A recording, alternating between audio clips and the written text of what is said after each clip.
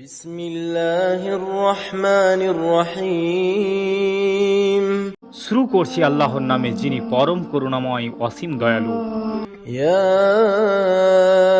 আইয়ুহান নাসু ইত্তাকু রাব্বাকুমুল্লাযী খালাকাকুম মিন নাফসিন ওয়াহিদাতিন ওয়া খালাকা মিনহা যাওজাহা وبث منهما رجالا كثيرا ونساء واتقوا الله الذي تساءلون به والأرحام إن الله كان عليكم رقيبا।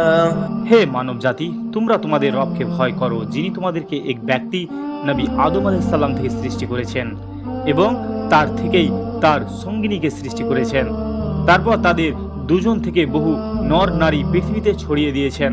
আর তোমরা আল্লাহকে ভয় করো, যার নামে তোমরা একে অপরের কাছে প্রার্থনা করে থাকো এবং আত্মীয়তার সম্পর্ক রক্ষা করো।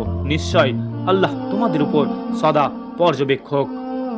وآتوا اليتامى أموالهم ولا تتبدلوا الخبيث بالطيب ولا تأكلوا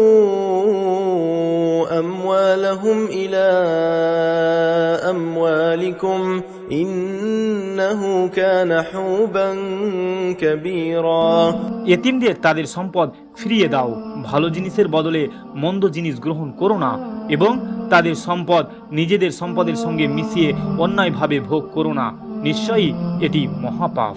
وإن خفتم ألا تقسطوا في اليتامى فانكحوا ما طاب لكم من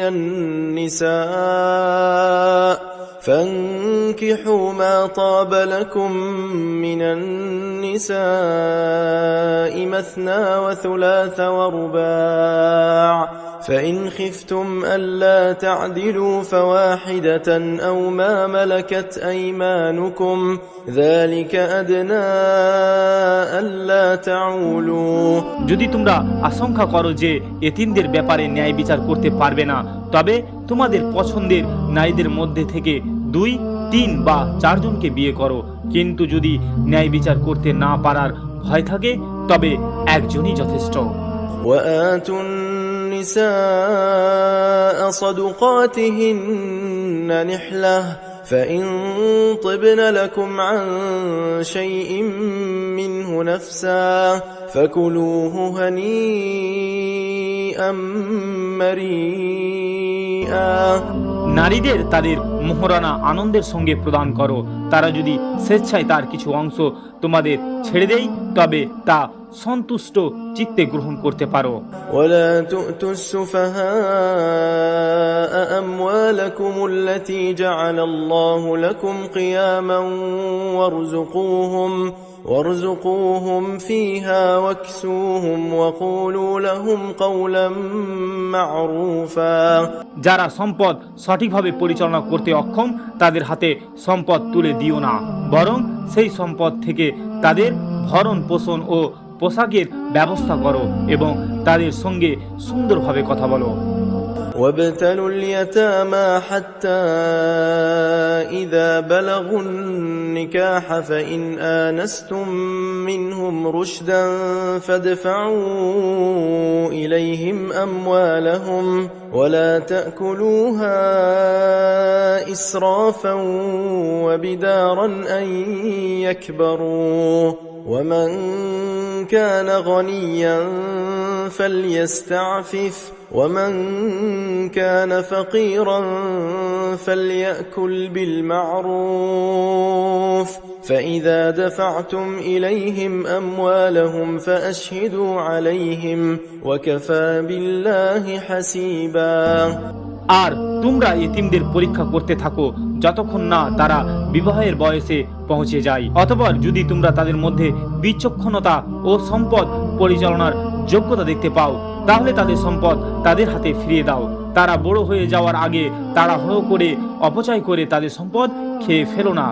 যে অভিভাবক সচ্ছল সে যেন এতিমদের সম্পদ থেকে নিজেকে বিরত রাখে।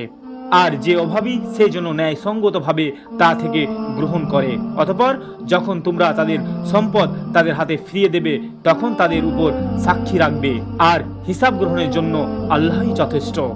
للرجال نصيب مما ترك الوالدان والأقربون وللنساء نصيب مما ترك الوالدان والأقربون مما قل منه أو كثر نصيبا مفروضا। পিতা মাতা ও নিকটাত্মীয়রা যা রেখে যায় তাতে পুরুষদের জন্য একটি নির্ধারিত অংশ রয়েছে, এবং পিতা মাতা ও নিকটাত্মীয়রা যা রেখে যায় তাতে নারীদের জন্যও একটি নির্ধারিত অংশ রয়েছে, তা অল্প হোক কিংবা বেশি, এটি নির্ধারিত অংশ। وإذا حضر القسمة أولو القربى واليتامى والمساكين فارزقوهم منه وقولوا لهم قولا معروفا।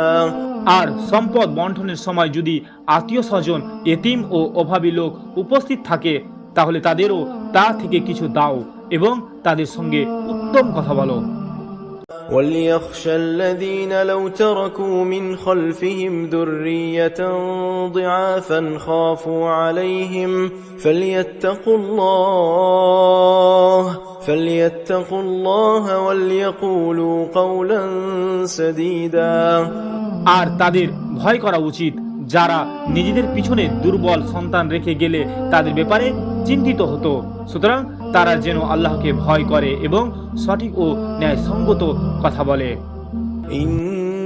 الذين يأكلون أموال اليتامى ظلما إنما يأكلون في بطونهم نارا وسيصلون سعيرا।